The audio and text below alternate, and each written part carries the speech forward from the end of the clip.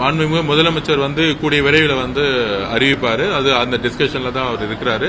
So இன்னைக்கு ஒரு சட்டமன்ற உறுப்பினராகவும் சரி, அந்தந்த தொகுதியில ரிவ்யூ மீட்டிங்ஸ் வந்து தலைவர் அவர்கள் வந்து உத்தரவிட்டிருக்காரு. எல்லாருமே நேற்று நம்பிக்கையில்லா தீர்மானம் வரைக்கும் அந்த ஒர்க்ல எல்லாரும் இருந்தோம்.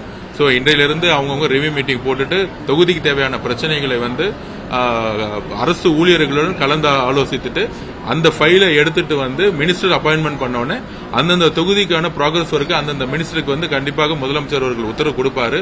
ஒவ்வொரு தொகுதியும் அது வெற்றி பெற்ற தொகுதியாகவும் தமிழக வெற்றி கழகம் வெற்றி பெற்ற தொகுதியாகவும் சரி, இல்ல எதிர்க்கட்சிகள் இருந்த தொகுதியாகவும் சரி, தமிழக வெற்றி கழகத்தை பற்றும் 234 தொகுதியும் ஒரே பார்வையுடன் தமிழக முதலமைச்சர் அணுக சொல்லியிருக்காரு. அதே மாதிரி ஒரு மக்களுடைய நம்பிக்கையான நிர்வாகம் நடக்கிறத உறுதி கொடுக்கிறோம்.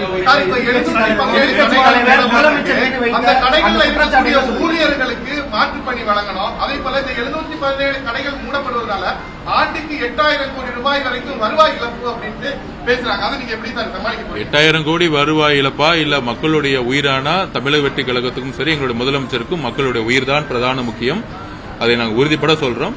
அது மாதிரி கண்டிப்பாக மாண்புமிகு முதலமைச்சர் அவர்கள் அரசு ஊழியர்களா இருக்கக்கூடியவர்களுக்கு எப்பொழுதும் கைவிட மாட்டாரு.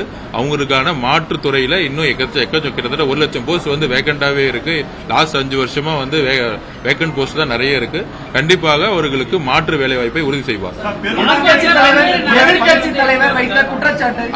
அரசியல் கேள்விகள் இங்க வேணாம். இங்க வந்து உயர் அதிகாரிகள் இருக்கக்கூடிய மீட்டிங் இது. அரசியல் கொஸ்டின் வந்து நான் 6 மணிக்கு பதில் சொல்றேன். இது வந்து அரசு ஊழியர்கள் எங்களோட உட்கார்ந்துருக்காங்க.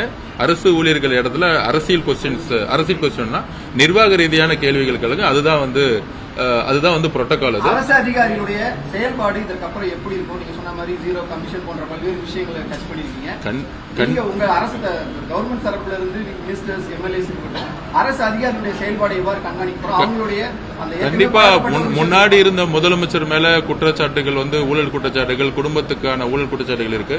எங்கள் தலைவர் வந்து எப்பவுமே தெளிவா சொல்லிட்டாரு. இங்க வந்து பவர் சென்டர்ஸ் கிடையாது, ஒரே சென்டர் தான், அது முதலமைச்சர் தான். ஊழல்ங்கிறது ₹1 நான் டச் பண்ண முடியும். அவருடைய வழியில நாங்கள் அமைச்சர்களா இருந்தாலும் சரி, சட்டமன்ற உறுப்பினராக இருந்தாலும் சரி, எல்லோரும் அவர் வழியில தான் நாங்க இருக்கிறோம். அதை வந்து நீங்க பாப்பீங்க. வித்தின் ஒரு 3 மந்த்ஸ்க்குள்ளேயே எந்தெந்த டிபார்ட்மெண்ட் எல்லாம் முன்னாடி கரப்ஷன் வந்துச்சோ அந்தந்த டிபார்ட்மெண்ட்லாம் எதுவுமே இல்லாம ஒரு நேர்மையா அரசு ஊழியர்கள் அவருக்கான வேலையை வெளிப்படைத்தன்மையுடன் அவர்கள் செய்வார்கள். அதற்கு வந்து நாங்கள் எல்லாம் ஒத்துழைப்போம். அதிகாரிகள் மேல மட்டுமே எப்பவுமே தவறு சொல்லக்கூடாது. எப்பயுமே ஒரு சிஎம் எந்த அளவுக்கு வந்து ஸ்ட்ராங்கா நேர்மையா இருக்காரோ அதுபடிதான் அமைச்சர்கள் எப்படி இருக்காங்களோ அப்படிதான் அதிகாரிகள் இருப்பாங்க. இதுக்கு முன்பு எந்த கட்சியும் அப்படி இல்ல. முதலமைச்சர் எந்த அளவுக்கு நேர்மையோடு செயல்பட போறார் நீங்க வந்து கண்பட நீங்க பாப்பீங்க. பொதுவா அவர் வந்து அதிகமா பேசோட செயல தான் பண்ணுவாரு. அவருடைய வழித்தொட்டு நாங்களும் அப்படி இருப்போம். அதே மாதிரி அரசு ஊழியர்களும் கண்டிப்பாக ஒரு வெளிப்படை தன்மையுடன் ஆட்சிக்கு அவர்கள் வரவேற்கிறார்கள். குறிப்பாக சொல்ல போனா தமிழக வெற்றி கழகம் போஸ்டல் ஓட்டுல அதிகமான காவல்துறை வந்து அதிகமா ஓட்டு போட்டிருக்காங்க. அரசு ஊழியர்கள் அதிகமான ஓட்டு போட்டிருக்காங்க. ஏன்னா அவங்களை வந்து போன அரசு வந்து வேலை செய்ய விடவே இல்லை. ஒரு பிரஷர் இருந்துச்சு. அவங்களுக்கான ஃப்ரீடமும் அவங்களுக்கான முழுமையான ஒத்துழைப்பும் தேர்ந்தெடுக்கப்பட்ட மக்கள் நாங்க கண்டிப்பா அவங்களோட சேர்ந்து ஒத்துழைப்பு இருக்கும். ஏன்னா மக்களுக்கு எந்த விதமான ப்ராஜெக்டும் எந்த விதமான ஸ்கீம்ஸும் டெலிவரி ஆகணும். அதுக்கு இப்ப நாங்களும் அரசு ஊழியர்கள் தான். அரசு ஊழியர்கள் ஒரு அமைச்சரோ இல்ல ஒரு சட்டமன்ற உறுப்பினர் நாங்களும் அரசு ஊழியர் தான். அதனாலதான் கவர்மெண்ட் வந்து சம்பளம் கொடுக்குது.